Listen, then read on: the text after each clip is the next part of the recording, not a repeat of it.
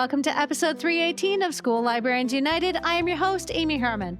This podcast is dedicated to the issues and challenges school librarians face every day. As a school librarian in my 18th year, I knew I wanted a podcast which addressed the nuts and bolts of running a successful library program. I don't claim to have the answers, but I hope that this is a platform to share resources and exchange ideas. Now is a perfect time to mention that all the ideas and opinions expressed in this podcast by myself, my interview guests, and listeners who reach out to the podcast are our own and do not reflect those of our school districts. When incorporating research, I always make sure to cite my sources. So whether you are a novice or a veteran school librarian, this podcast has something for you. I welcome you and all listeners to reach out with your feedback and episode suggestions. You can find me on Bluesky at SLU Podcast or on X, formerly known as Twitter. My handle is at LMS_United. On Facebook, Instagram, and Threads, you can find me at School Librarians United and the email address schoollibrariansunited@gmail.com. If you include your mailing address, I'll be sure to send you a podcast sticker. Friends, it is now my pleasure to introduce our brand new sponsor to the podcast, Junior Library Guild. Friends, I have been a school librarian for nearly 18 years, and I am always looking for innovative ways to save time and money. And when it comes to collection development, with Junior Library Guild, I receive new award-winning titles in my monthly book box that have been hand-selected by publishing experts and vetted by librarians. This is especially helpful when it comes to picking out books for genres I don't always know how to fill, like youth sports. Junior Library Guild picks the best books for my readers and sends them straight away to my library.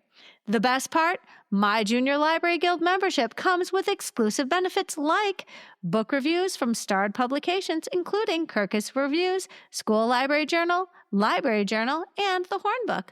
Processing and cataloging options that include free MARC records, monthly discounted book sales, free shipping, a lifetime binding guarantee, and discounted professional development services from Junior Library Guild's sister companies, School Library Journal and Library Journal.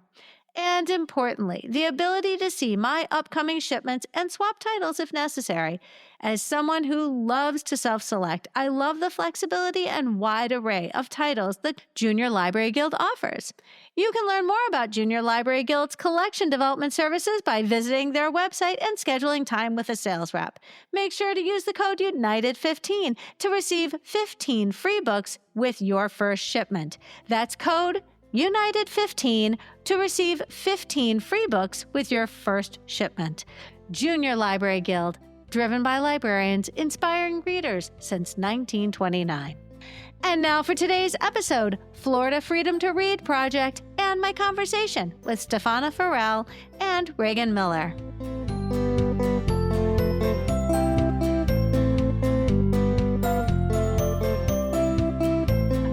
So excited. We are in for a treat today. We've got a dynamic duo hailing from the great state of Florida, and they make up leaders in this Florida Freedom to Read project. Stefana and Reagan, thank you so much for joining us on the podcast today. Let's start with Stefana. You're one of the very rare invites that gets extended to guests who actually aren't school librarians. It happens. So would you go ahead and, Stefana, introduce yourself, tell us what you do by day, and give us an idea of how you came to be part of this dynamic team. Sure. I reside in Orange County, Florida. That's Disney World for most people, and I'm not too far from there. And I am a public school parent of two. I had my own photography business. That's how I spent my day. And then all of a sudden, book banning came to Florida. And now I spend my days tracking censorship across the state of Florida. So Reagan and I volunteer our time. We file public records. We dive into those public records. We track what we can, and then we do our best to communicate that to other local grassroots parent groups. We do our best to get it out to journalists and make sure people know exactly what's happening as a result of legislation in Florida. It sounds like a full-time job. It sounds like a full-time job, though, and yet you do this as a, I don't even dare I use the word hobby. No, this is your mission. You are is not a hobby. It is a mission.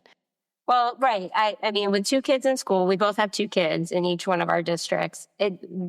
our kids get one shot, right? One shot at a K-12 public education experience, and our communities are built on our public schools. And because our schools are doing well, our communities are thriving. When that's put at risk, our children's childhood and their education, everything is at risk, their safety. And so, it's a mission, but it's a mission out of love. We are parent advocates.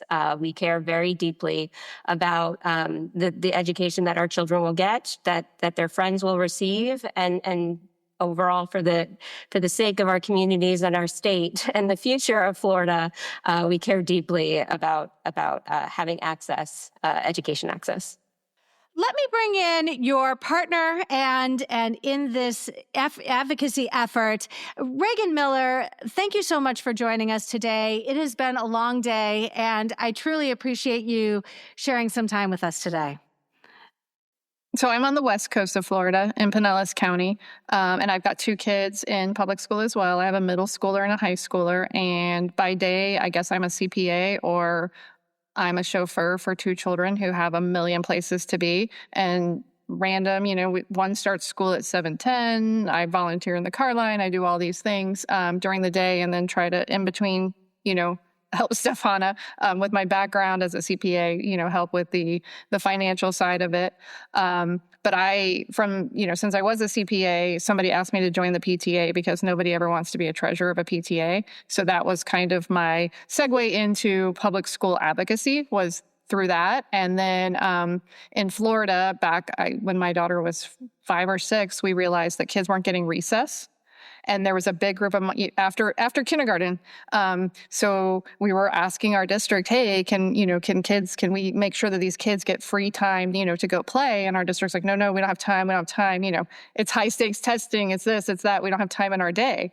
So we actually had to go advocate for recess. We had to go to Tallahassee. It was a whole movement, the recess moms. And it actually took several years to get it to where our K through 5 students get 20 minutes of unstructured free play every day of the week. So that kind of led me, into looking at legislation, getting to meet legislators, and, just really being involved in my school and starting to get to know the school board members. And then if you fast forward a few years, people were telling me, hey, someone told me I'm not allowed to read this book. And the 2 that will stand out to me are Milo Imagines the World and An Ambitious Girl. And, I don't know that it was ever banned. I'm not going to say that, but people were questioning them. In An Ambitious Girl, there's a part where she's giving a speech, and if you look at the crowd she's speaking to, someone in the crowd is wearing a t-shirt that says BLM. No elementary school kid is ever going to notice that, to be perfectly honest with you. I had to go find it myself. And then in Milo Imagines the World, if you're familiar with the book, he's imagining where these people are going. He sees a bride on the subway, and she, at the end, when he sees where everybody goes, she meets her, her partner, which is another bride. And so people were like, let's not read these to kids, In our district, there was, some question. And so I started asking questions of people that connected me to Florida Freedom to Read. And with my background in advocacy, that's kind of how we joined forces and started looking at things, with different lenses. We each bring kind of a different lens to things. So first of all, that is the dumbest decision ever, to take away recess. I'm sorry. Every single elementary librarian who's tuning in right now realizes that absolutely makes no sense. In fact, usually the conversations I hear is whether or not we have 2 recesses or a recess plus what comes tacked on to lunch. But anybody who spends time with students in elementary school knows that there are many reasons why recess is vitally important. And sometimes it has nothing to do with the students and everything to do with the adults who have to work with them if they don't have recess. I just question the intelligence of that decision just on its face value.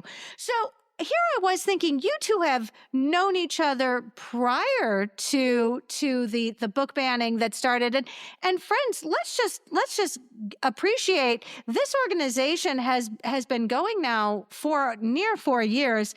So Stefana, how did you and Reagan come to team up? So at the time that Reagan kind of reached out, there were two of us that were running basically a Facebook group and a Twitter feed. And we had just started connecting with Tesla and Magnuson, who was also connected with EveryLibrary and Pen America. And through our channels on social media, we got connected to some people with ALA, and we were getting some guidance, our first bit of guidance. And as we were seeing it happen, different censorship attempts happen, not just in Orange County, but in Polk and in Brevard and in Indian River, and Pinellas. We started recognizing, hey, we were learning as we went, and about the public records process, about Supreme Court precedent, kind of a little bit about the library process. You know, we knew that there was weeding, but we didn't really know what that was. But we were trying to get a handle on some of the terminology. And so we thought, well, we should probably start something more formal, because if we keep filing public records in all of these different districts, it's going to get expensive. And so Reagan kind of came to us right at that time where we weren't formal. We were just a Facebook group and social media. And at that time, we formed the C4 in May of 2022. So officially, we have just hit we're coming up to our 3-year mark on May 4th. It has been a journey. When we first started thinking about a name, honestly, we came up with Project because we thought this was just going to be a short thing, right? We thought, as soon as people start hearing what's going on, they're going to be so floored, and we will just move past this. So we just need, to get people informed, to give them the right information, and all of this will be over. And so we picked Project because we really thought it wasn't going to be a long-term thing. Unfortunately, we hit January, and that's when the first set of really terrible legislation started rolling through. And then it was just consistently after that. And we chose to be a 501c4 because we knew we wanted to advocate around policy, both locally with our school boards and at the state level. That was important to us to be able to talk about it, because we were gathering information about what was happening, how districts were following their advertised process. And we thought, well, we can use this information to inform future policy as things are moving through, because we were hearing a lot of narratives, right? We live in Florida. There's a right-wing media just kind of silo down here where, everything gets picked up and people hear one perspective.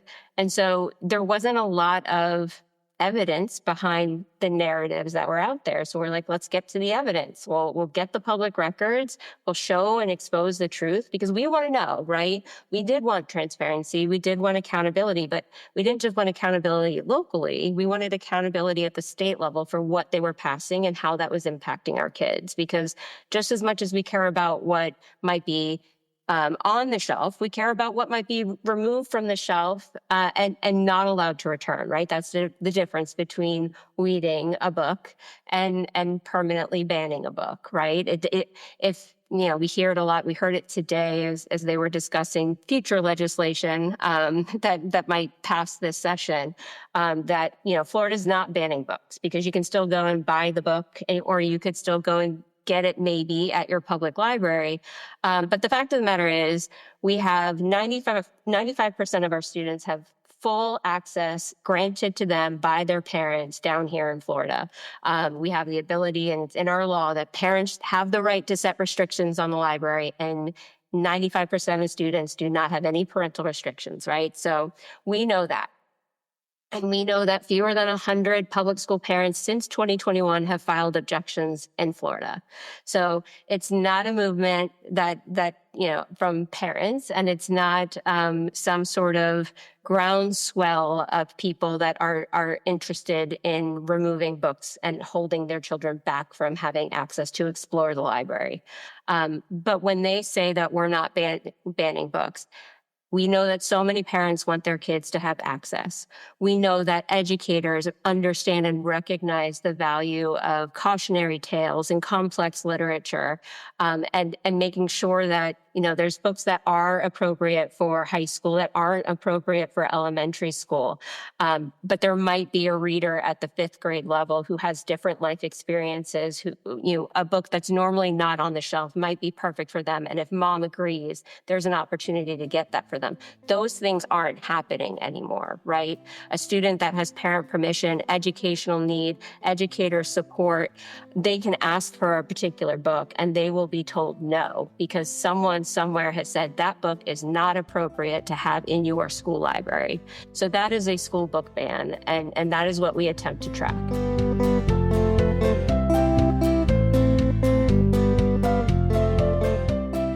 So, friends, I'm going to tell you right now, I learned about the Florida Freedom to Read project during our last national conference, AASL, in Tampa in 2023.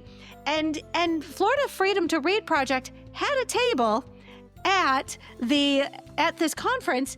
And then I'm going to tell you right now, I saw you guys again at the FAME conference, and that's the Florida Association of Media Educators, and that was last December.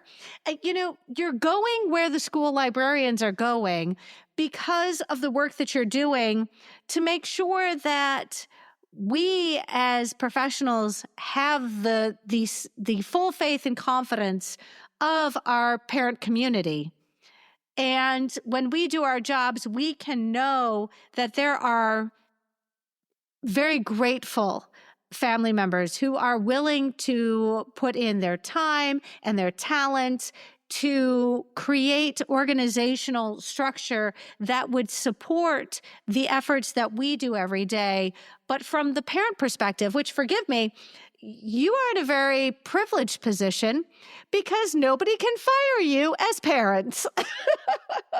Right. And we actually have laws down here that pretend to give us rights. So, we're supposed to be able to dictate the educational journey that our children are on. So somebody's supposed to listen to us somewhere. My goodness. Well, but I got to, Stefana, you were on the main stage because you spoke on the main stage at the AASL annual conference in Tampa. And I was like, oh, that's so cool. They've got parents coming and speaking to us at the school librarian conference. And the reason why is because of this amazing organization, which is on so many levels supporting the amazing work that school librarians in Florida are trying to do and providing something of a template to be replicated by other parental and community organizations in other states around the country. Yeah, we actually, we do have another wing that is focused on helping other groups start state-level organizing. So there is the Texas Freedom to Read Project, Wisconsin Freedom to Read Project, and we work closely. We're not chapters, but we want to be mentors. We want to help and pass on the knowledge that we've gained through trial and error. One of the reasons that you saw us at FAME, that you saw us at ASL, early on, when we started getting public records, the then president of FAME was a little bit worried about, okay, we're sending this stuff to them. Do they really know what they're looking at? And so she reached out to us and she said, hey, we're sending you all these things. If you want to have a conversation so that you understand the weeding process, so that you understand, what our policy is and why this has been the long-standing recommended policy from ALA, why we go through these different levels of committee reviews. And so they were so kind to reach out to us and give us that information because we don't have this knowledge and we don't want to step on the toes of our librarians. We want to have a solid partnership where we can be supportive of them, that they feel confident that they are making decisions that actually honor not only their professional expertise, but are true to what their individual communities want, despite the pressures either at a larger district level or at the state level or even nationally, right? very early on, we had that relationship, and we actually had our first invite to fame in 2022 was the first time that we attended. Then soon after that, we were able to, in 2023, go to AASL because it was local. I know it's coming up in St. Louis, and I just don't think we're going to be able to get there this time. But we were lucky enough that it was in Tampa. The timing was right, so we were able to get there. And it has been really important to us to make sure that every step of the way when we are making recommendations, looking at the information that we have, to be able to reach out and get help and guidance, and even just to run some ideas past the experts. It's been really fantastic. Well, and I've got to think that, having a parent organization that is looking to protect the incredible work that school librarians do every day has got to be refreshing, because all too often the individuals coming after the collection, unfortunately, are parents who have decided that a particular book or two or three is not one they want their own child reading. And that's fine, but you can't decide what other people's kids are going to read. Reagan, I have to ask you, as somebody who comes at this, with your own background as a CPA, what have you found has been, rewarding for you when you have done this work? Because I know that you have to be able to celebrate those wins.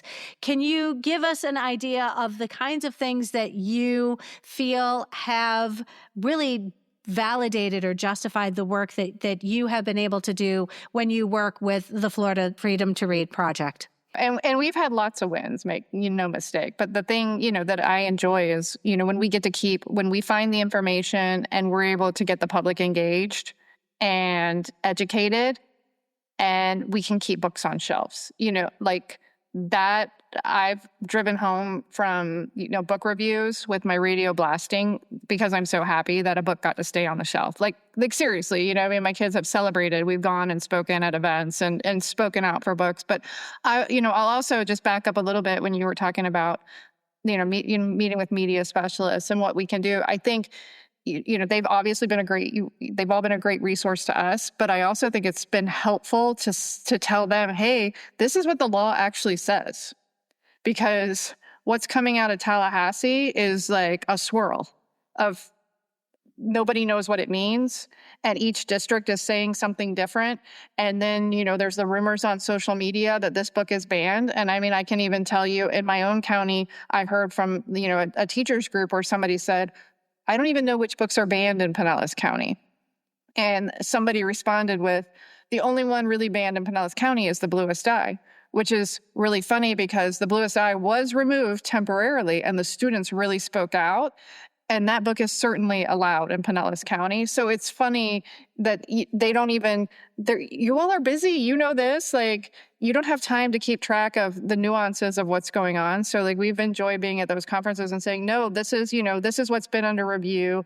These are the only, in my county, there haven't been really I think 3 actual real challenges. Obviously they've reviewed other books and removed them, but, being able to say, no, that book is fine.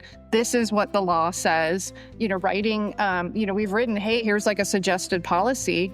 And we've had people write back to us oh my gosh, this is amazing and so helpful. So those are the things that we enjoy celebrating.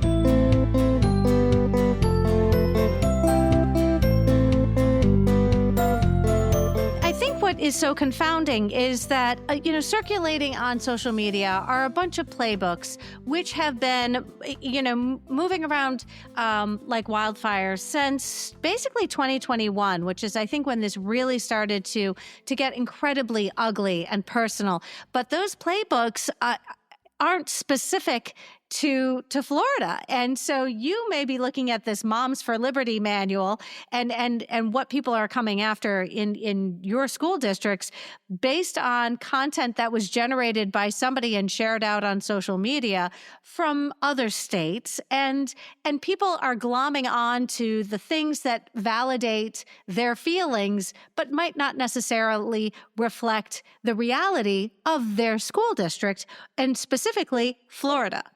And I can say, Stefan here, I can say things change so often. Every single year since 2022, right, they have taken that statute of, objections to the use of library materials, and they have made changes. When they've made changes to that, they've also made changes to things that would limit classroom instruction. And so we saw our first round of major bill changes in 2022, and then soon after, we saw litigation. And districts were making all sorts of decisions about do the limits on classroom instruction also apply to classroom libraries? Do they also apply to school libraries? And we saw all sorts of books removed because you have, some of our history with the Stop Woke bill that's getting attacked. And then you have whether or not we can talk about someone having two moms and two dads getting attacked. And so all of these things kind of transpired, and the districts didn't know what to do, and they wanted to protect their teachers, their educators, their librarians. And so we saw certain districts just say, you know what, we're going to go ahead and pull certain books until we get some clarification and guidance from the state.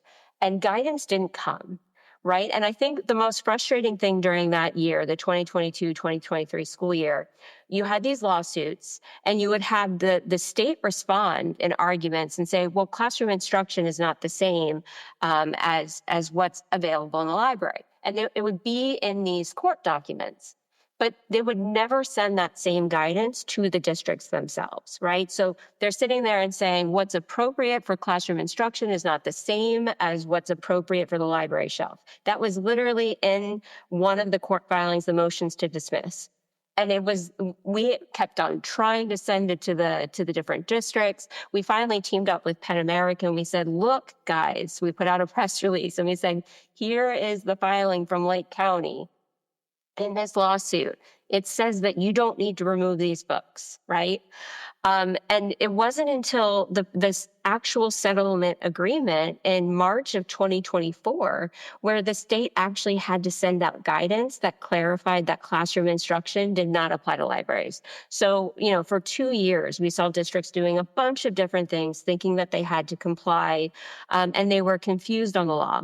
In 2023, they expanded what was initially done in 2022, and they said, depictions or descriptions of sexual conduct could now be objected to. And if they are objected to, within 5 days, they must be removed for the entirety of that review until a decision is made.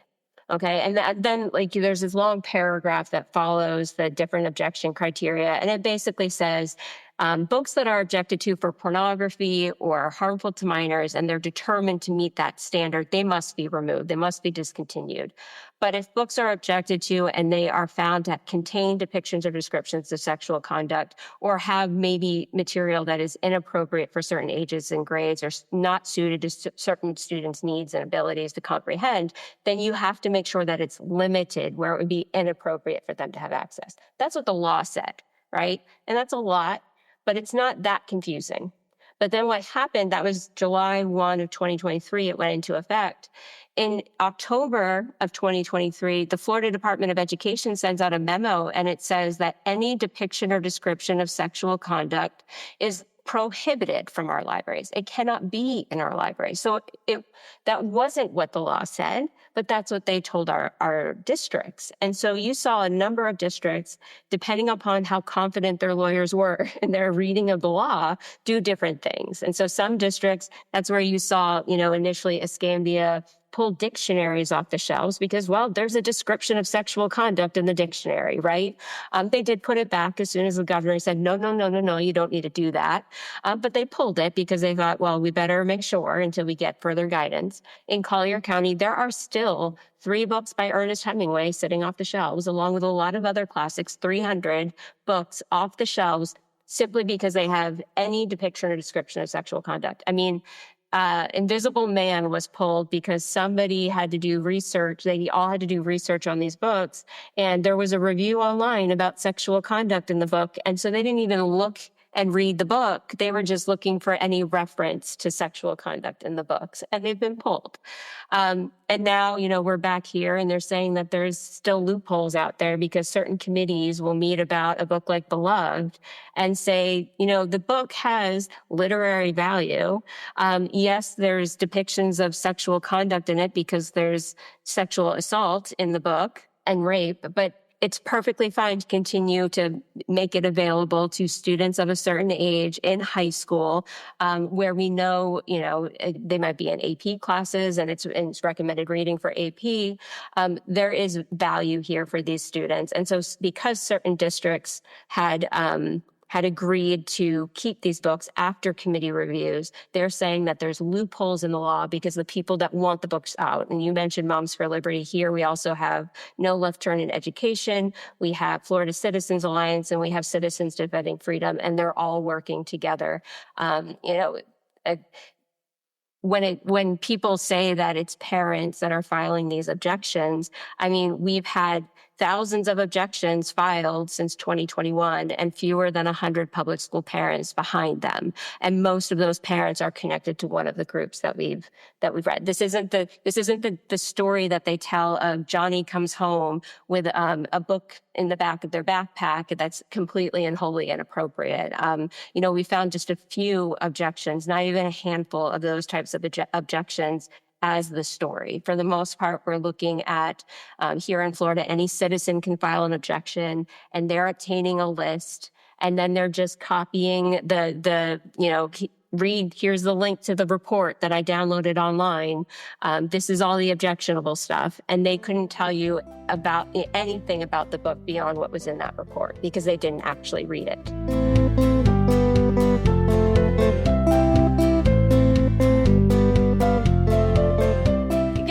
The armchair activism, which is made possible thanks to the social media, and the hope is that social media is a tool. It can be a weapon, but it can be used by both sides. And I say both sides as if there's only two. But when we look at the organizations that are bent on dictating what's going to be on the shelves of school bookshelves and library bookshelves, and then you've got parent organizations like your own who are employing the same social media and with success. So let me ask you, we understand there are some organizations which are absolutely bent on making sure they can control what is happening inside the schools. Can we get a sense of the foot soldiers in your organization?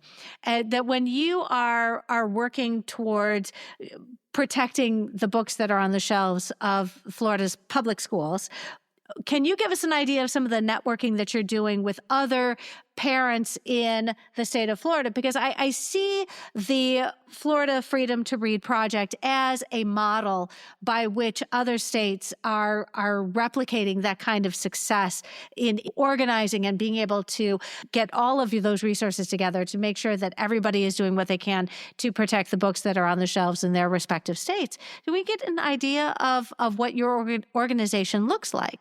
We decided not to be a chapter-based model right off the bat because the narrative that was out there was that, there's some leftist agenda trying to force ideas into your schools. And so I was in Orange County, Reagan's in Pinellas, which is still purple, more reddish these days. But we wanted to make sure that most of the state is red. The people that were showing up to school board meetings were the people in the communities. The things that they were talking about, the issues that they were bringing, and the words that they were using were formed naturally, organically from these places. And so while we do have, certain talking points that are just pretty general to the overall things that you hear, the narratives that go along with the data that we have and the resources that we have, we're not telling people, you need to say this, you should do this, go and file this. We're not doing that. We will file the public records because we do raise money by selling T-shirts, and so that we can pay for the public records so that people don't have to come out of pocket locally. And what we can say is it's not just parents that have joined the effort. We see community members, we see retired teachers, who are community members and parents, right? Because we wear many hats. And so we have a lot of different groups, and in certain areas, it happens to be that a committee from the League of Women Voters decides that they want to take the lead on it. In other areas, it's a retired group of teachers that get together and they say, we want to kind of take the lead because our school board meetings are the middle of the day, and we know parents can't get there because they're working, but we can get there. So we want to be able to speak on this and help our friends that are still in our schools. So there's a range. A lot of times there were some parent groups that were already formed because this movement happened as a kind of the next phase after COVID, right? They used COVID to build up distrust in public education. When COVID was kind of coming to an end, masks weren't allowed to be in our schools anymore. They needed a new issue, and it became books, right? So because there was already an effort around, hey, let's be safe, let's be kind to one another, parents that were getting together and thinking more about the community and keeping our schools safe, there was already kind of a group of people that were like-minded. We are nonpartisan, and this issue is nonpartisan, right? When you're talking about protecting individual freedoms, when you're talking about making sure that small local governments have to get to dictate what the policy is, and individual schools get to decide what sort of books are right for their shelves and their communities, that's very much small government thinking, right? And so we welcome all political persuasions, especially here in Florida, because as people think that, that early on in this fight, all that we would see was the Bugs Bunny saw of Florida GIF or GIF, however you want to pronounce it. But there are extremes. But most of us here, and we see that in the numbers and our data, most of us still go to public schools. Most of us still want access. We still trust our educators to make the decisions for our kids. We wouldn't drop them off at our schools if we didn't, right? We have universal vouchers, and it's not that 90% of us have jumped ship and all of a sudden started looking for private options, right? We are here, we are fighting for our schools, and we're standing up alongside educators to make sure that our public schools work, not just for our own kids, but for everybody. The current culture war is playing out across the United States, but Florida has consistently been in the headlines, as has the state of Texas. There's no coincidence that the Florida Freedom to Read project came up when I recently interviewed members of the Texas Freedom to Read episode. What has it been like to have the national spotlight on you for an extended period of time? Because you have been incredibly successful at being very forward in your defense of the books that are on the shelves of Florida's public school libraries. As far as being in the national spotlight, I guess I've never really thought about that, although we do get calls all the time from international. So I haven't really thought of it that way. But I think that people find us fascinating because we're just moms, right? And we're telling them something that's contrary to what this narrative that's constantly, and Stefana kind of hit on it a little bit, because I usually give this example of when I'm in my car line at school, and there's 1,400 kids in this school, right? And it's 2 lanes that you're waiting, and you're waiting like a half an hour. And it always makes me laugh because a lot of times I'm doing a call like this in car line, and people will ask me this question, and I'm like, there's no one sitting anywhere near me that's freaking out because their kid is at a Marxist indoctrination camp. Nobody is just saving their kids from the Hustler magazines that are on the shelves that they're reading while they're waiting for their parents to pick them up. And we're the ones that are speaking up because all these parents, we are busy. We are taking our kids to school. You're just thankful that somebody's there educating them for 6 hours a day. And when you go talk to other parents, they're like, oh, I love my teacher. We love our librarian. It's on I think, last week, both of our media specialists, thank you. We appreciate you, Mr. So-and-so, Mrs. It's not a thing that happens. It's not real. That's what's weird. And so that's why I think there's been this desire to hear this authentic parent voice. And I'm not going to say that there aren't people on the other side that are parents. I can speak from personal experience in my own county. The chapter chair for a certain group has no children, none, not in public school, not in private school, none. I do. And I have a child that's an avid reader, and it would cost me so much money to go to Barnes and Noble or Amazon or my independent bookstore, wherever I'm going, to keep up with his habit of reading. And even when you go, I also talk about this, is like when I go to the bookstore and we're looking on the shelves, I'm constantly like, hey, what do you, it's like asking your kid, what do you want for dinner? I don't know. What do you want to read? Like, what about this book? This looks good. This is this author you read, I think, last time. I don't know. This is a mystery. I don't know what they like. But man, when they're in those classrooms and they go through, I'm not going to remember the name of the book, but they just went through, his 7th grade class went through a book, and it was part of a series. And then they said, oh, guess what? This author wrote these 5 other books, and they're there for them, miraculously. And I don't have to purchase them. And that's like the importance. So I'm getting away from your question a little, but I do think people are very interested in this authentic voice, and this voice that has been drowned out by well-funded think tanks, for lack of a better word, to sow this distrust in public education. I think that's why there's been such an interest in what we're doing.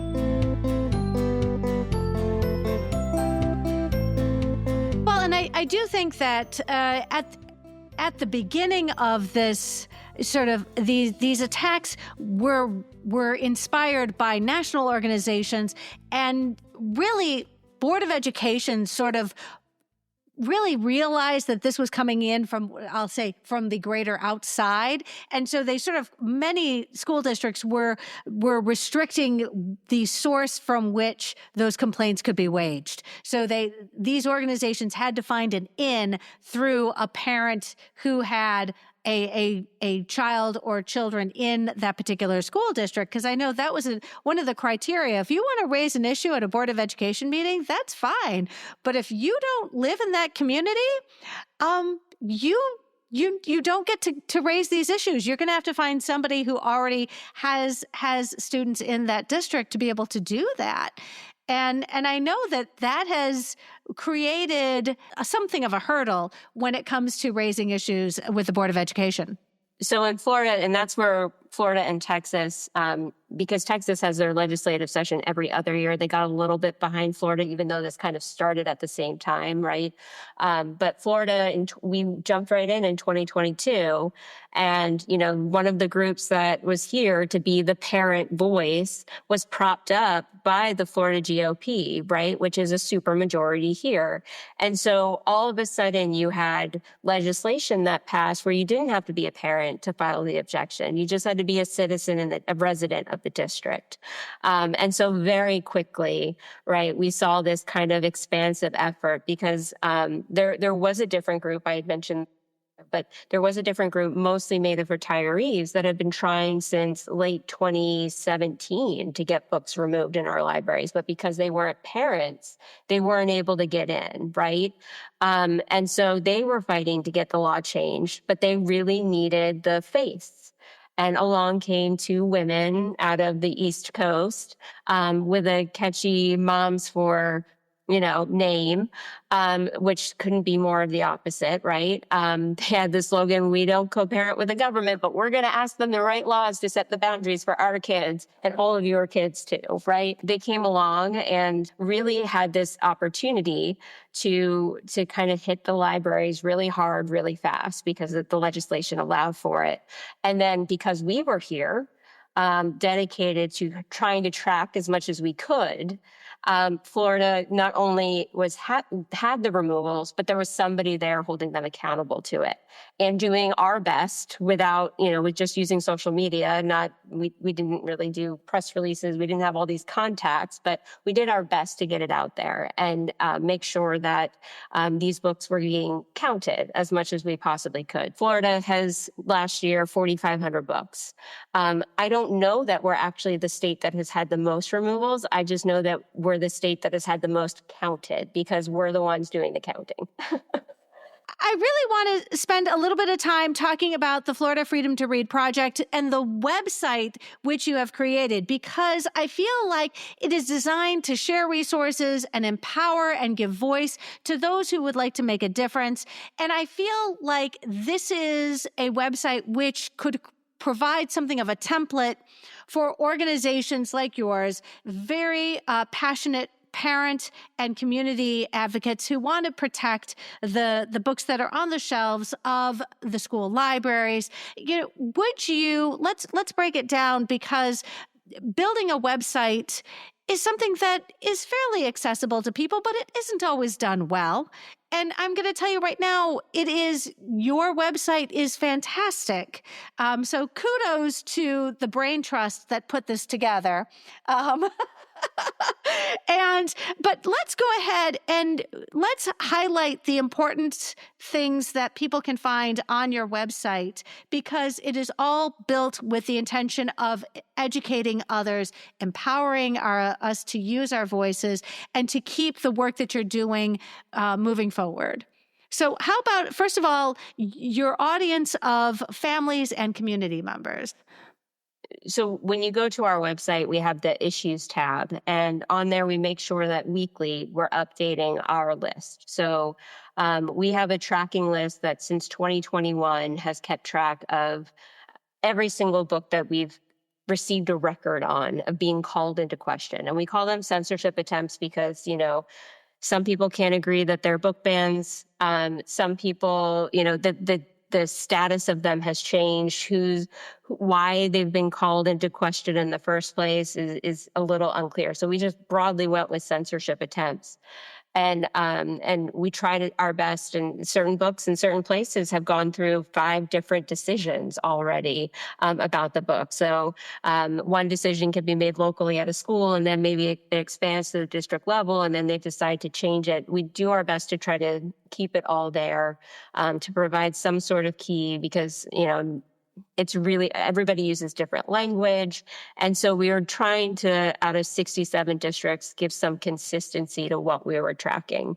So that is on there. The other thing that's on there is every single year since 2022, districts have offered parents the ability to opt out. And so we thought it was really important to be able to share that opt-out data, as this narrative out there is that parents want these restrictions. They're the ones fighting for it, and districts aren't listening to them. Well, here we have data showing that districts said, hey guys, communicate here. We're giving you some options. You tell us what sort of restrictions you would like in the library.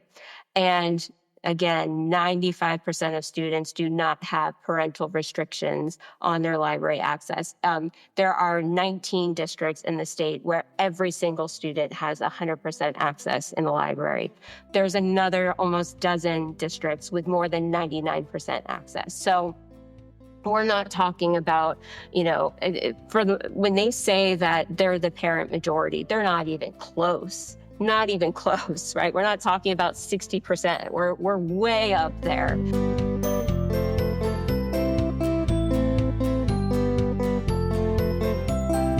Well, and is it fair to say that, the benefit of having a megaphone, that they've used, these organizations have amplified or perhaps exaggerated the impact that they are having, because it only serves their purpose of making sure they convince the larger public that they have the loudest voice. And if you have the loudest voice, then clearly you are not only right, but you are in the winning side of this crisis. I think that there is something to be said for how each side uses social media and gets that kind of broadcast that reaches the most, and largest audience.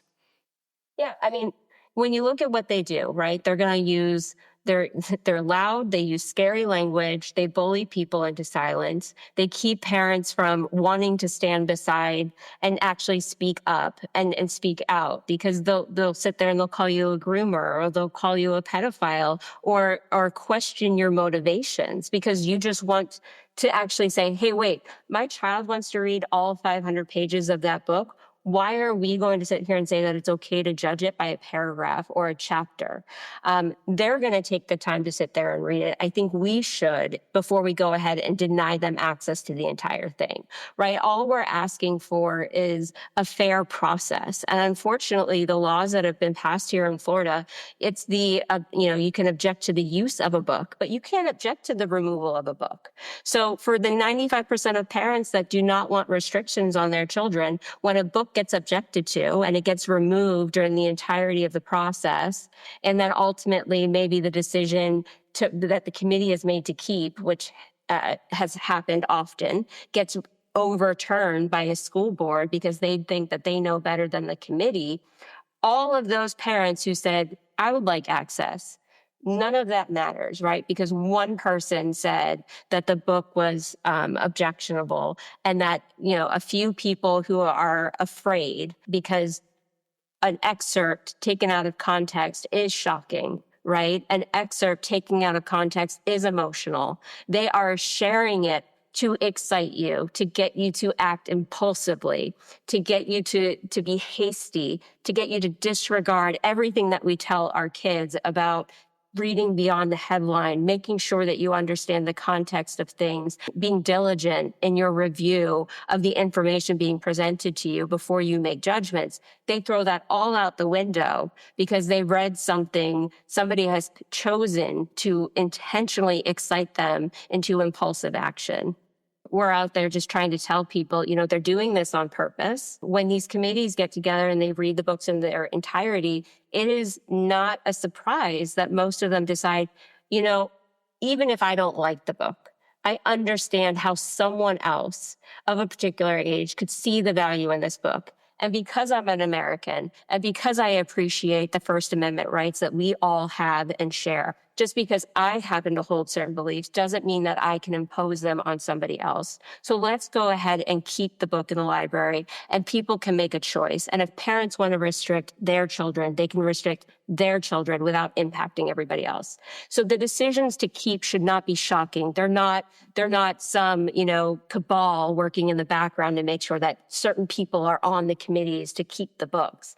Those are Americans that are patriots, that believe in our First Amendment rights, and that understand that books are not the enemy, that ideas are not the enemy, and that we are confident enough as parents to know that if our children are going to read something that might challenge their thinking, they're going to come to us and ask questions. We're going to be there for them to remind them of what our values are, what our beliefs are, and make sure that they feel comfortable. One last thing, and I know I go on way too long, but our children should have the opportunity. It is a growth experience to pick up a book and to decide to keep on turning the page.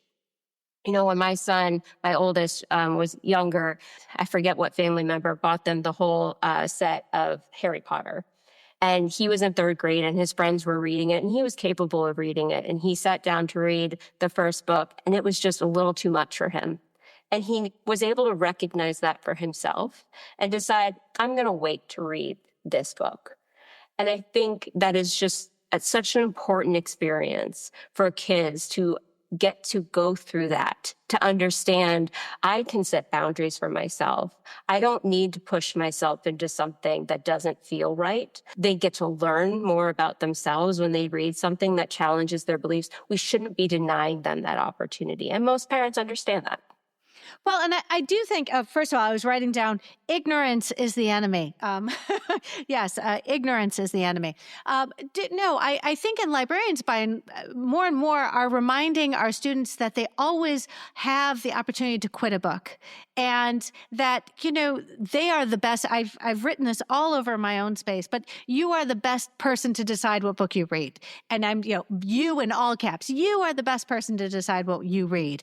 And I want to make sure that students understand that. And, to have parents like yourself who are willing to commit so much of your time and energy and talent to protecting these opportunities that are so important for our students.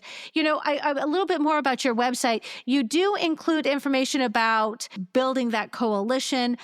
Could you tell us a little bit about petition signing and also filling out forms to assert parental rights?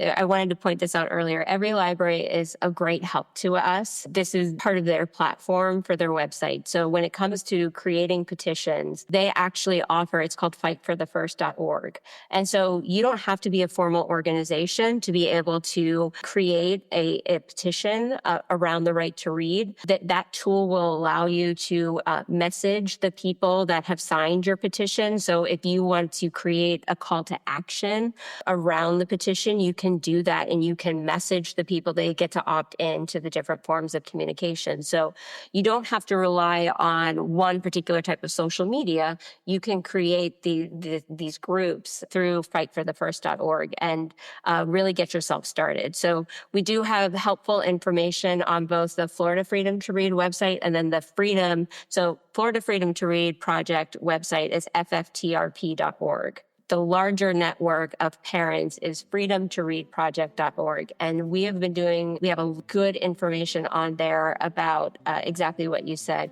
writing petitions, creating op-eds, what to put together for a public records request. And we're constantly adding more resources on that page to help both parents and community members that want to take action.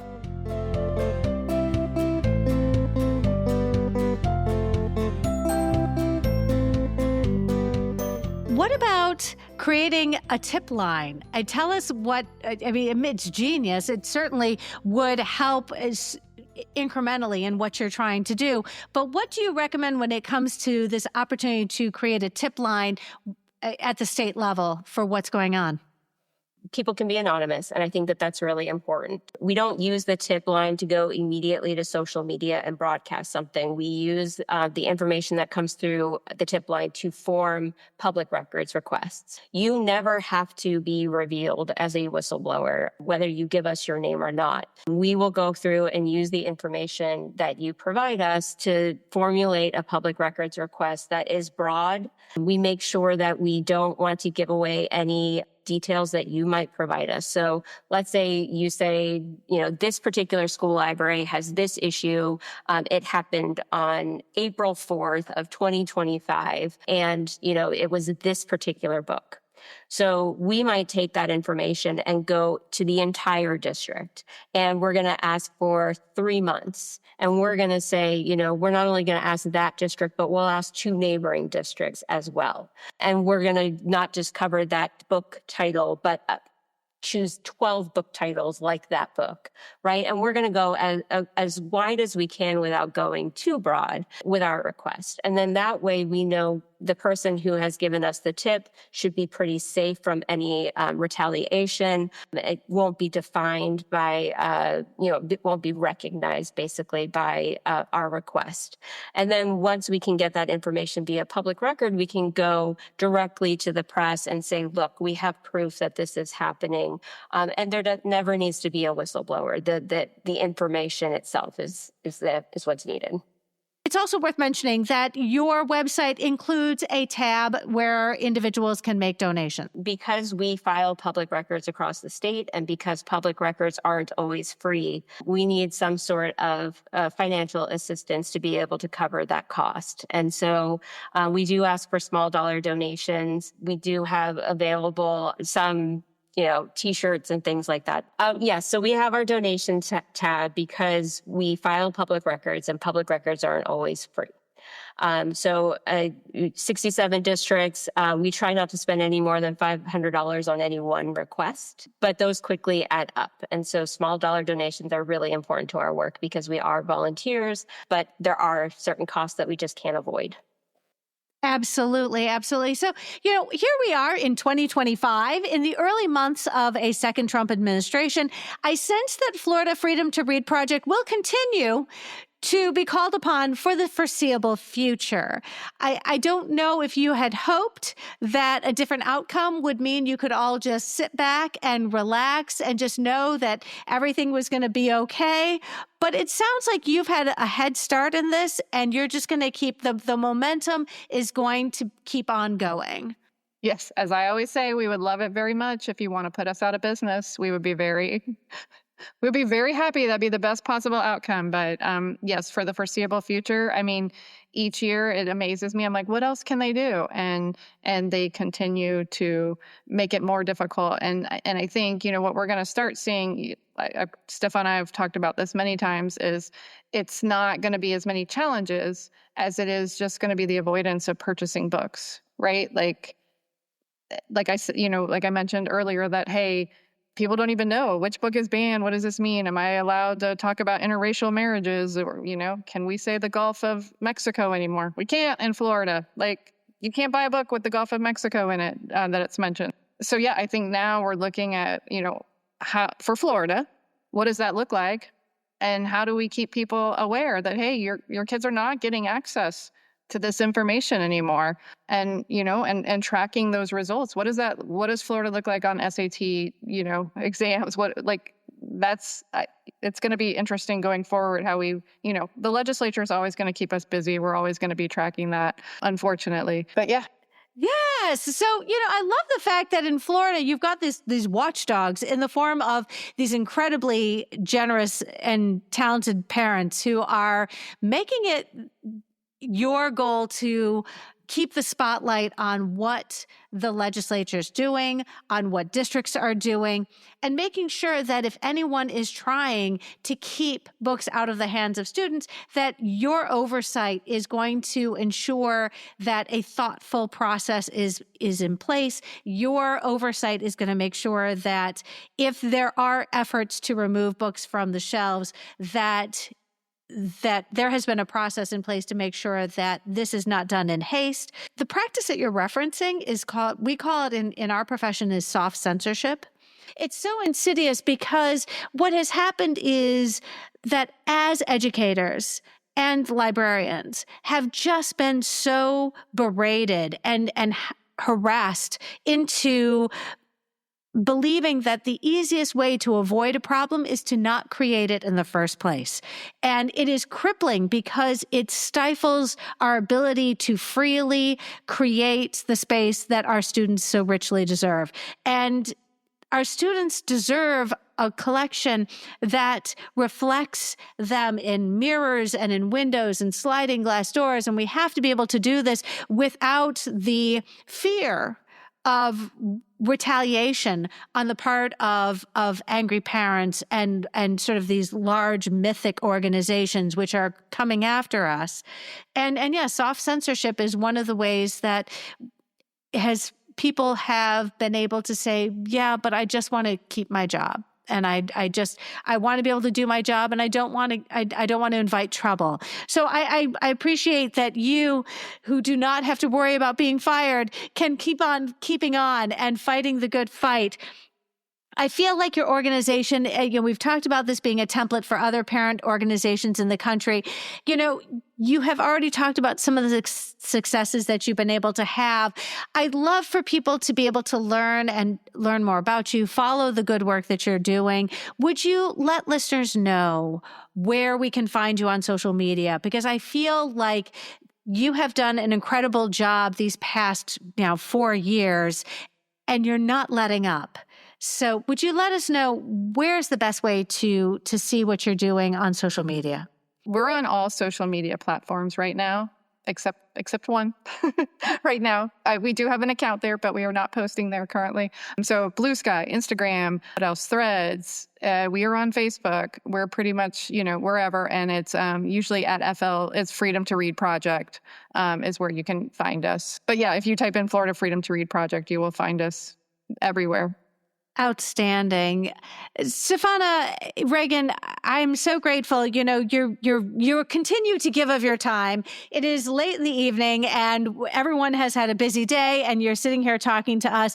But you have to know that there are school librarians tuning in right now who are very grateful for the work that you're doing. You are laying the groundwork for what passionate families can do when it comes to making sure that their students have books on the shelves that they are excited to read. And I can't thank you enough. I know Florida is lucky to have you. Thank you so much for joining us today. And I wish you every success moving forward because I don't think you're done. You're not putting us out of business? No. Remind your listeners, your kids only get one shot. I mean, it goes by fast.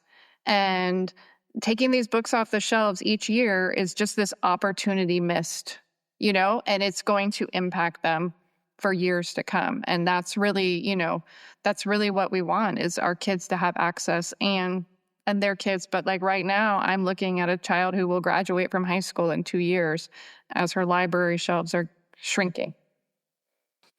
Wow. Well, and you know what? But you give me hope that when angry parents, decide that something is wrong and there's something that they can do about it, you find other like-minded parents and you feel less alone, and you feel like, you know what, I'm ready to put forth the work of making sure that we also have a voice in this debate that's raging. And we want to make sure that we're doing this for the benefit of not just our students, but the students who are coming still yet, even as this graduation season starts and we look at our kids growing up. But we've got another round of kids coming up that also deserve amazing books and amazing libraries. Stefana, Reagan, thank you so much for joining us today. Thanks again for having us. Thank you.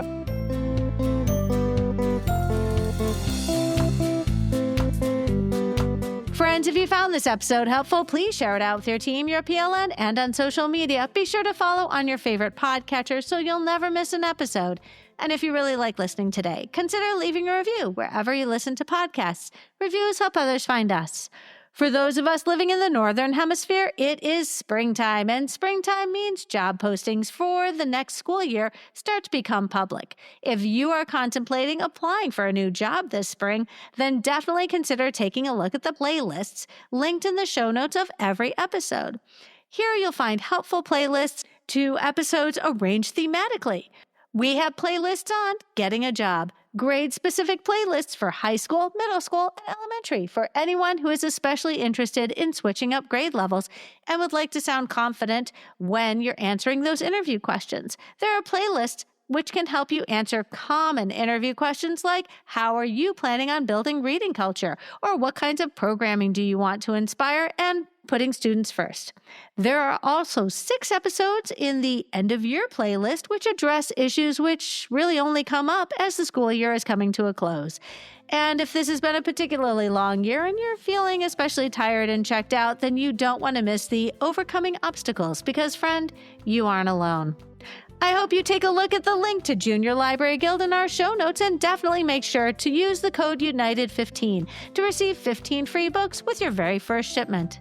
The topic of our next episode is open books and my conversation with Just Karen Kaur. I hope you will tune in.